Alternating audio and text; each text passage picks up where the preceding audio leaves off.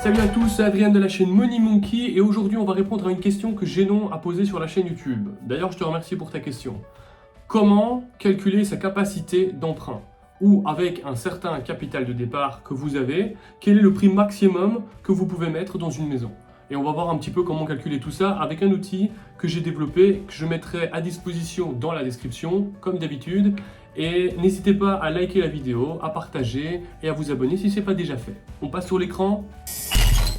Ok, nous voilà dans l'outil Excel, comme vous pouvez le voir, et ok, le design clairement laisse à désirer, mais en tout cas je pense qu'il est assez complet et assez précis, enfin en tout cas à 80% précis, mais je tiens à rappeler que c'est à titre indicatif, d'accord? Je ne pourrais pas être tenu responsable et vous ne pouvez pas vous ramener à la banque avec ok, Money Monkey m'a dit que je pouvais emprunter autant, non, ça ne fonctionnera pas, mais en tout cas ça pourra déjà vous donner une bonne idée. Alors, comment est-ce que ça fonctionne? Soit vous voulez calculer votre capacité d'emprunt, vous avez un certain capital de disponible. Donc ici, le capital disponible, vous avez 60 000 € disponibles sur votre compte.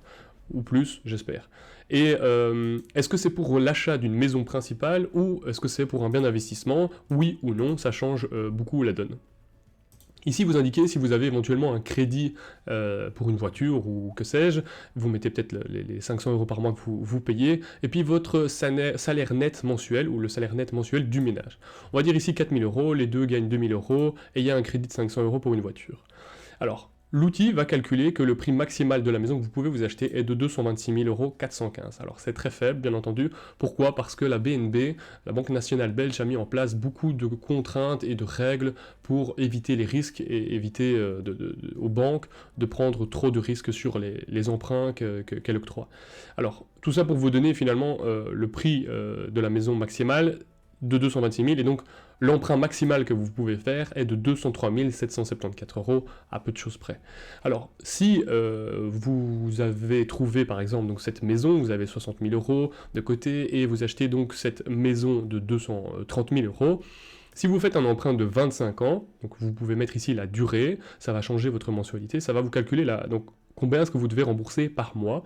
Et alors on va prendre le taux ici. Alors pour savoir quel taux utiliser, vous pouvez soit aller sur internet et chercher le taux HOLO, donc ça c'est les taux belges à 25 ans, on va prendre ici sur Google, sur l'Eco par exemple, très bon site.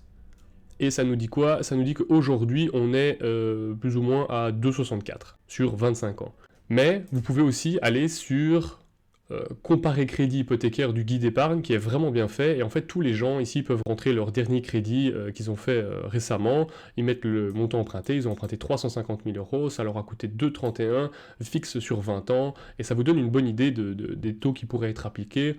Bon, chaque dossier est différent, mais ça peut vous donner une indication. On avait vu donc ici 2,64, et on voit qu'on a des taux à 2,56, 2,64, ainsi de suite. Bon, c'est pour 20 ans, donc voilà, on est dans une fourchette, disons ici 2,80, et on voit ici la mensualité que vous allez payer par mois, qui est de plus ou moins 1 000 € par mois. Alors, combien est-ce que vous allez payer au total? Ça va vous coûter 282 000 €, et donc au total, vous allez payer 79 000 € d'intérêt à la banque sur ces 25 ans.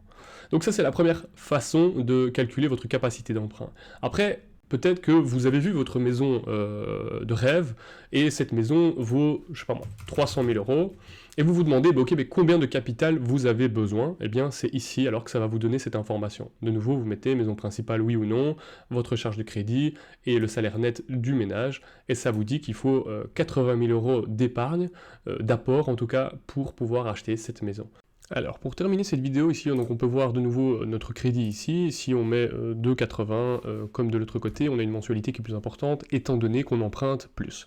Alors, j'ai mis aussi une règle de contrôle qui est si vos revenus ne sont pas suffisants, mais imaginons qu'on n'ait que 3 000 € net, malheureusement les revenus ne sont pas suffisants. Cette règle est très simple, c'est la règle de 3.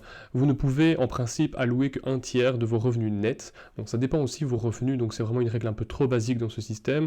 Vous pourriez toujours défendre ceci auprès de votre banque. C'est juste pour vous donner aussi un premier petit contrôle et voir si vos revenus pourraient vous permettre d'avoir des mensualités aussi importantes.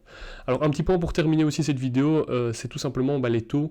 Clairement, je ne sais pas pour ceux qui ne se sont pas réveillés ou qui ne l'ont pas lu, les taux sont en train d'augmenter depuis déjà le début de l'année.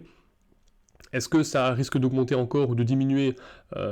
Personne ne pourra vous le certifier. Personnellement, je pense qu'on est dans une période où les taux ont atteint un certain pic. Plus vous attendez, potentiellement les taux pourraient revenir à la baisse, étant donné qu'on est aux portes peut-être d'une récession, mais ça c'est un point de vue un peu trop économique pour cette vidéo.